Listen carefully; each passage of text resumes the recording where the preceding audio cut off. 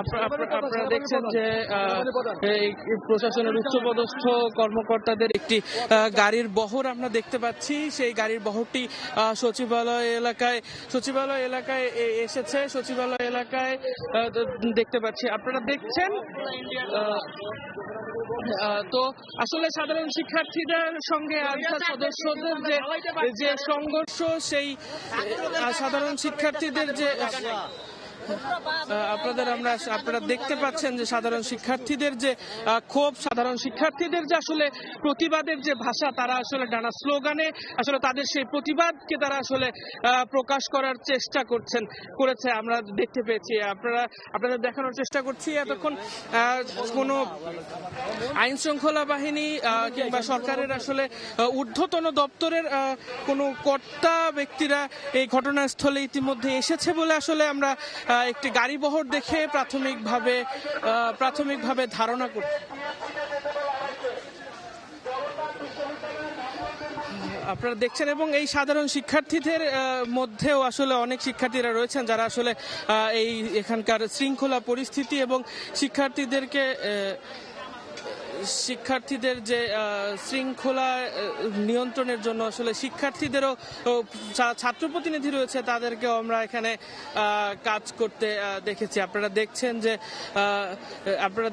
যে আইন শৃঙ্খলা বাহিনীর যে সদস্যদের উপস্থিতির পর আসলে এই মুহূর্তে একটি গাড়ি বহর রয়েছে, পতাকাবাহী একটি গাড়ি আমরা দেখতে পেয়েছি।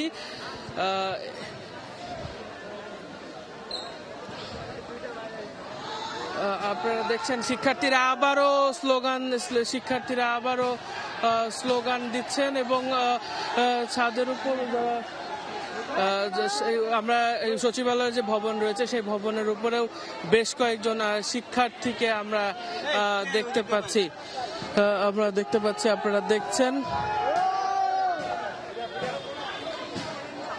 আপনারা দেখছেন আসলে এখানকার যে পরিস্থিতি, সেই পরিস্থিতি আসলে সম্পূর্ণ এখন পর্যন্ত নিয়ন্ত্রণে নেই। বিভিন্ন জায়গায় আসলে বিভিন্ন ধরনের ছোটখাটো বিশৃঙ্খলার ঘটনা ঘটতে আমরা দেখতে পাচ্ছি।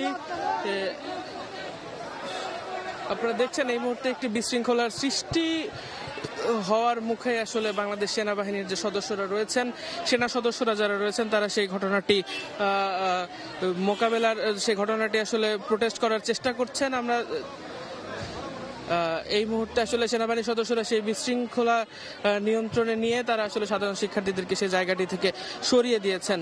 দর্শক, আপনারা দেখছেন আসলে সচিবালয় এলাকায় সাধারণ শিক্ষার্থীদের যে ঢল, অর্থাৎ বৈষম্য বিরোধী ছাত্র আন্দোলনের যে সমন্বয়করা রয়েছিলেন, সেই সমন্বয়কদের আটকে রাখার প্রতিবাদে, তাদেরকে অবরুদ্ধ করে রাখার প্রতিবাদে সাধারণ শিক্ষার্থীদের যে ঢল, সাধারণ শিক্ষার্থীদের যে প্রতিবাদ, সেটি আমরা এখন পর্যন্ত দেখতে পাচ্ছি। আপনারা দেখছেন, এবং সচিবালয়ের যে ভবন রয়েছে সেই ভবনের ছাদেও আমরা আসলে বেশ কয়েকজনকে আমরা এখান থেকে দেখতে পাচ্ছি। আপনারা দেখছেন